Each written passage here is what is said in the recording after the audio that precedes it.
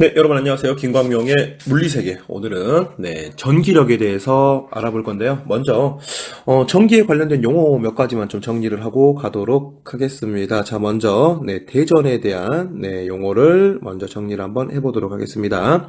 자, 대전이라는 건요. 어떤 물체가 플러스 마이너스 같은 전기를 갖게 되는, 띠게 되는 현상을 보고 우리는 뭐라고 한다? 바로 광주, 부산, 서울, 인천, 안이 뭐라고 한다? 대전이라 한다. 라고 여러분께서 기억을 해뒀으면 좋겠습니다. 자, 그리고요. 이때 물체가 전기를 띠게 되는 현상을 보고 이제 대전이라 한다 그랬는데, 그러면 이 물체는 전기를 띠고 있겠죠. 전기를 띠고 있는 이 물체를 보고 뭐라 하냐면 바로 대전 체라고 하겠죠. 그래서 이 물체는 대전체라 한다 라고 기억을 해뒀으면 좋겠습니다. 자, 그리고 전기적인 현상을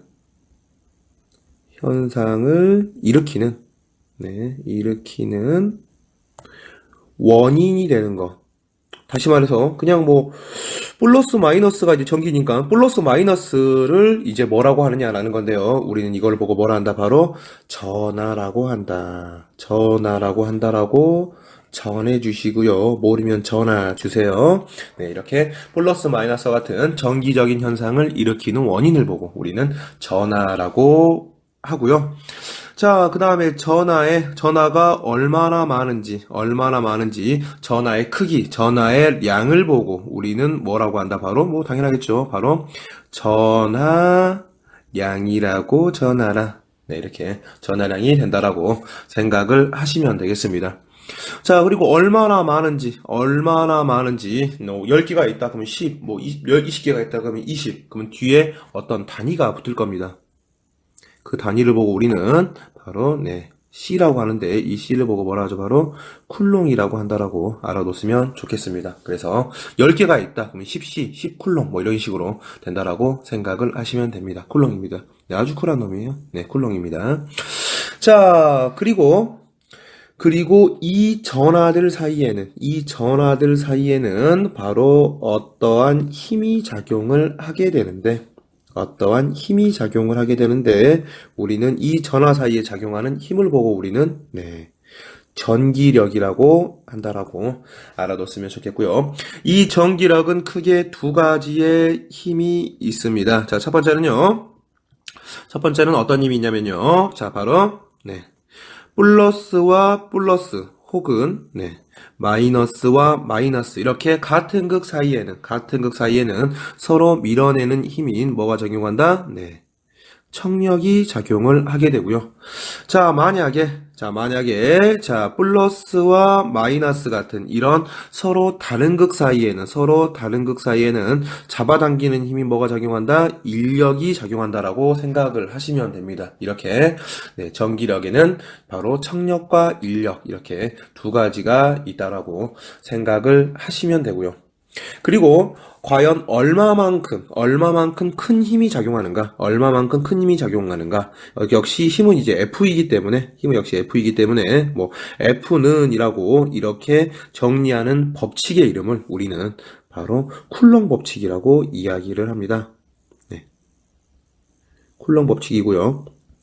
이 쿨롱 법칙은 플러스 마이너스 혹은 플러스 마이너스 같은 이렇게 두 개의 전하 사이에 작용하는 힘과의 법칙이다라고 생각을 하시면 되겠습니다. 그리고 이 전하를 첫 번째로 이제 Q1, 얘를 Q2라고 한번 해볼게요. Q2 정말 큐트하네요. 자, 그래서 두 개의 전하 사이에 작용하는 힘을 이제 F는 하면서 이제 정리를 해놓은 게 쿨롱의 법칙인데요. 우리가 쿨롱의 법칙을 한번 알아보도록 하겠습니다. 자, 쿨롱의 법칙은요. 자, 여기 K가 있고요. 자, Q1, Q2. 그 다음에 R의 제곱 이런 식으로 법칙이 쓰이게 되는데요. 하나씩 한번 우리가 보도록 하겠습니다. 두 개의 전하가 만드는 힘이기 때문에 당연히 두 개의 전하량이 곱에 비례합니다. 그래서 전하의 크기인 전하량의 곱에 비례하게 되고요. 자, 그 다음에 아무래도 멀면 멀수록 작아지겠죠. 그래서 뭐에 반비례한다? 거리에 반비례하게 되는데, 거리가 아니고 뭡니까? 거리에 제곱에 반비례한다라고 나와 있네요. 자, 여러분, 그 이유를 한번 생각을 한번 해보도록 하겠습니다. 자, 여러분, 여기에 이제 전하가 있는데, 이 전하가 한쪽 방향으로만 작용을 하는 게 아닙니다. 이 전하는 이렇게 모든 방향으로 작용을 합니다. 그래서 선의 개념이 아닌 뭐의 개념이니까 바로 공간의 개념으로 작용을 한다라고 생각을 하시면 됩니다. 그래서 n은 이렇게 공간으로 뻗어나간다. 그래서 r 곱하기 r인 r의 제곱의 형태가 된다라고 생각을 하시면 됩니다. 그래서 거리가 아니고 뭐가 된다? 거리의 제곱이 된다라고 생각을 하시면 되고요. 자, 그 다음에 앞에 K가 붙었습니다. K. 네, K가 붙었는데요. 자, 이 K는 바로 뭐라고 하냐면은 바로 쿨롱 상수라고 합니다. 자, 어떤 것에 비례한다. 전하량의 곱에 비례하고 거리에 반비례한다. 비례, 반비례 관계에 는이라는 걸 표시하기 위해서는 항상 이렇게 상수가 잘 들어간다라고 생각을 하시면 될 것 같고요. 뭐 쿨롱 상수는 참고로 9 곱하기 9구입니다. 9구. 10에 9 뭐 이런 식으로 들어간다고 생각을 하시면 됩니다. 자, 동그라미가 9개입니다. 9 곱하기 동그라미가 9개면 굉장히 큰 숫자가 되겠죠. 그래서 쿨롱 상수값이 크기 때문에 전기력도 비교적 큰 힘을 갖게 된다라고 여러분께서 정리를 해뒀으면 좋겠습니다. 자, 오늘은 뭐 내용이 그렇게 길진 않았습니다. 용어 정리 이제 몇 가지 했고요. 네, 대전과 전하에 대해서 공부를 했고요. 그 다음에 전기력, 그 다음에 쿨롱의 법칙에 대해서 공부를 했었습니다. 거리의 제곱에 반비례 했고요. 전하의 곱, 그 다음에 쿨롱 상수까지 같이 공부를 해봤습니다. 자, 여러분 오늘도 잘 정리해서 완전히 여러분의 것으로 만들어 주시기를 바랍니다. 오늘 수업은 여기까지입니다.